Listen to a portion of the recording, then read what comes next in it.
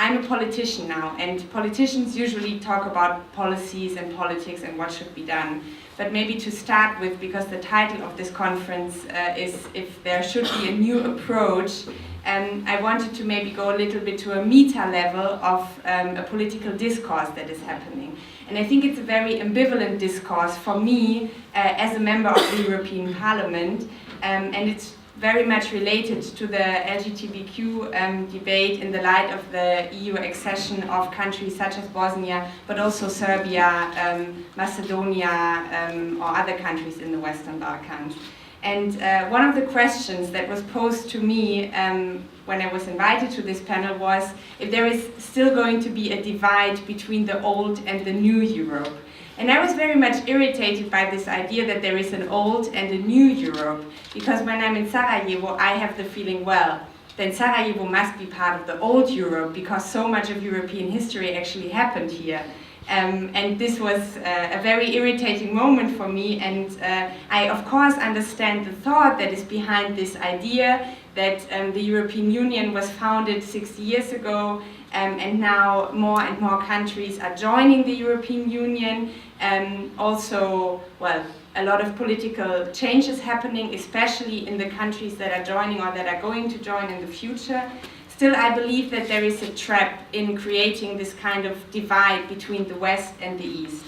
And I know, and I have been working on this issue as an activist a lot in the past, LGBTQ in the Western Balkans, and I know of the dire problems that are here in this region and the strong homo and transphobia that people are facing. But however, I would like to be really careful with creating this image of a problem that is there in the East and that basically doesn't exist or doesn't exist anymore in the West, because I believe it's a trap, and this is where I see we need a new approach. Because for me, it does not take into account the very big problems that are still there in all European countries when it comes to trans and homophobia. And I come from a country, Germany, which is, I would say, widely seen as being part of what you would call Western Europe, even though it's actually Central Europe from my point of view, but whatever. And still in Germany, there are no equal rights for LGBTQ people. And not only in family and adoption law, there are still very big problems with homophobia. You have mentioned the example of France, but we had a very similar situation in Germany, in the state of Baden-Württemberg, where there was supposed to be a curriculum for diversity in school being implemented, and loads of people going to the street and spreading homophobic ideas against this diversity curriculum. So I think that this problem is not only something that is happening in, I'm going to be very provocative now, in the uncivilized Balkans, but it's something that we have all over Europe, and this is why I also believe it's so important that in this new approach we have to understand this struggle as a joint struggle, and we really have to work together, and this is why I'm really happy to be here. Well, now, as I happen to be a politician, of course, I want to talk about politics as well and policies. And I'm always, I'm a little bit hesitant on giving my ideas and just saying what I believe is important, because, of course, many of you are activists here in this region or politically active themselves or members of the parliament. So you should yourself know best what should be done politically. Still, I want to maybe point out 5 fields where I believe that progress and change is direly needed. Not all of them are issues that can be tackled on a European level, because, as you know, for example, family and adoption law is something that is not a competence of the European Union. So even though in a report that Ulrike Lunacek has recently been working on in the European Parliament, it is clearly said that there needs to be more rights to homosexual couples when they have adopted children or when they are in a marriage or a civil union. Still, the European Union cannot tell her member states that they should legalize adoption law, for example, for homosexual couples. However, I'm going to talk about the European level, but also taking into account the different levels, be it on the national level, be it on a regional or on the local level. So I believe where we need action is, and this is the struggle that we have been fighting for years and years and decades, it's equal rights in public and in private terms. So unless people, homosexual couple, LGBTQ people have full equal rights, this struggle is not going to be over. And this for me includes having the right to freely assemble and to have a pride parade, because otherwise full emancipation is not being reached.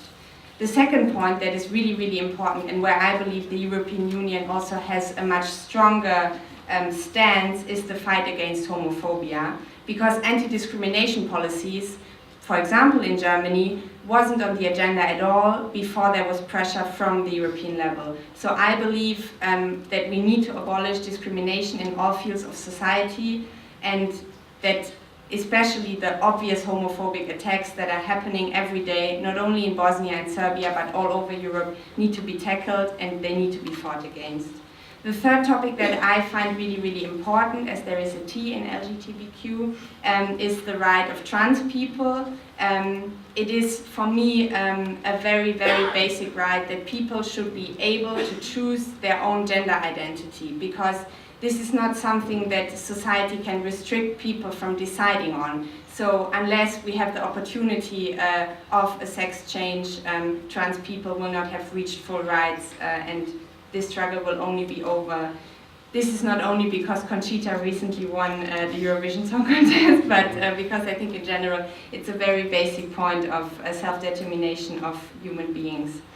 Then the fourth point is the support of civil society, because I think that there will only be a change in the society, not only on the paper, not only in the legal context, if there are civil society organizations that are working with the population and that are discussing with the population, that are in contact and that are creating political action, that create public debates around this topic. We were talking about the example of Macedonia, where the decriminalization of homosexuality was basically done without any public debate, and this is not, even though it's something that we welcome a lot, the fact, but LGBTQ should also be a topic that is very much debated in public and to get in contact with the population. And this already leads me to my last point, also coming back to the example of Baden-Württemberg. And I think this is also very much where in the European institution there will be a focus on in the next years,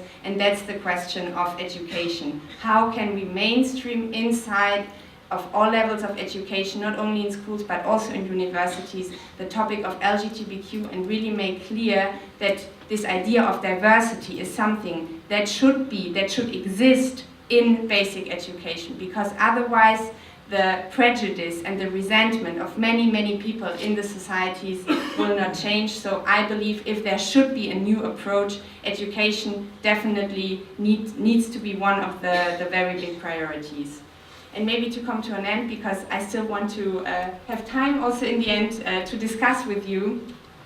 One of the questions that I was asked is if there is hope. And I think that as long as we are here and as long as we come together and organize conferences like this, there must be hope. We don't have any other choice, basically. And the title of this panel is 2 steps forward, 1 step back. And I don't know if you know this line. An optimist would see 2 steps forward, 1 step back, wouldn't think that this is a disaster, but that it's more like a cha-cha. So I think this is the way maybe of looking at the reality that we are facing, and I hope that we are going to have really, really fruitful discussions, and thanks for the invitation again. I zanimljiva je činjenica da je gospodin Navračić predložen upravo za komisionera ispred Mađarske za obrazovanje, mlade i kulturu. Neću sada ući u privatnu kampanju protiv nominacije gospodina Navračića, ali je jedna ozbiljna prijetnja koja se valja, jer je gospodin Navračić radio neke vrlo ružne stvari u Mađarskoj proteklih godina, gdje je smanjivao kvalitetu zaštite ljudskih prava, a evo sada ga je gospodin Juncker predložio za potencijalnog komisionera, pa će biti vrlo zanimljiva debata i već će tu biti prva fronta gdje će se sigurno otvoriti pitanja vezana uz obrazovanja protiv homofobije. Tako da ćemo vrlo rado i nestrpljivo čekati to roštiljanje u Evropskom parlamentu.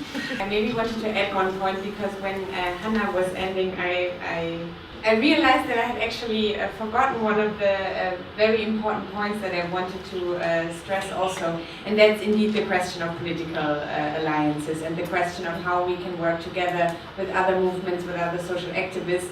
And I think what we have been talking about now with political parties, and especially also the economic situation that Bosnia is facing, but also Serbia is facing, I think it is very, very crucial to also look into possible political alliance with trade unions. Because I think that it's a valuable example from the experience in many European countries. The trade unions, when the feminist and women's movement came up, they were really, really hesitant on supporting this movement because their argument was that if women enter into the labor market, the wages will go down. So the trade unions in the beginning, they were not an ally of the women's movement.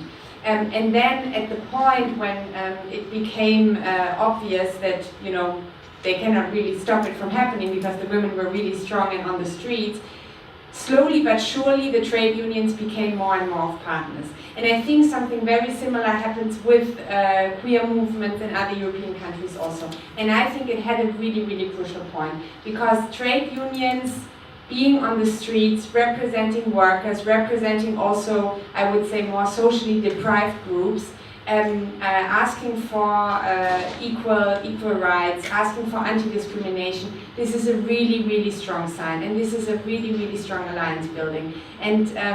And I was very happy when you could see these pictures of the big demonstrations. I wasn't happy to see the pictures of the big counter demonstrations against equal marriage in France. I wasn't, but I was really happy to see that the trade unions were one of the major opponents to these reactionary movements in France. And I think this is a really, really important lesson to learn from and to see that I'm a trade unionist myself, you might have gotten that now, but I think it's really important to keep the trade unions in mind because they can be kind of a point of contact also to parts of population that might not have an academic background or that might not live only in urban areas. So I think that we need to talk about political parties, we need to talk about other movements, but we also need to talk about trade unions. Maybe to sum it up, if a new approach is possible, I think it is possible, and I think already now here we have had a lot of different ideas with a lot of different backgrounds. And I think the point of political alliance building is absolutely crucial. Also maybe over the question of going a little bit over the verge of the human rights discourse that we usually had, because trade unions, other social movements, feminist movement, it's still in this human rights context.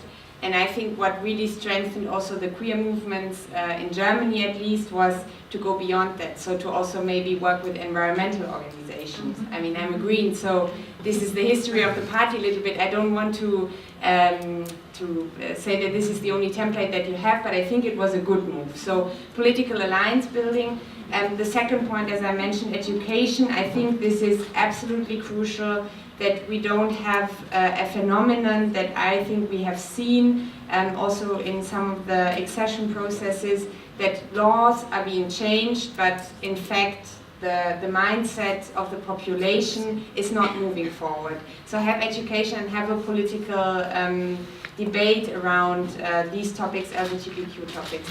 And I think the third thing that I really want to strengthen again, because we can have educational activities, and I think they're absolutely crucial. But I also think, and this is now me speaking as a politician, if there are no people out in the streets, if there are no people writing letters to governments, nothing is going to change. And this is for everything that the European Parliament has managed to put through in the last years. It was because there were people from the civil society that were pushing on the streets, that were pushing in the media, that were pushing in all fields of society on exactly these issues. Because I can tell you that I'm going to fight for LGBTQ rights, but unless I can, you know, sit next to a conservative and tell this person, there are people out in the streets, and if we are not doing anything, they are going to go wild. This conservative is not going to move. And unfortunately, we don't have a majority yet in the European Parliament. So we also need to have, you know, these people that might not be so progressive right now, understanding that it is a very crucial issue, but for that we need people in the streets. So to end this, let's go to the streets. Let's go to the streets.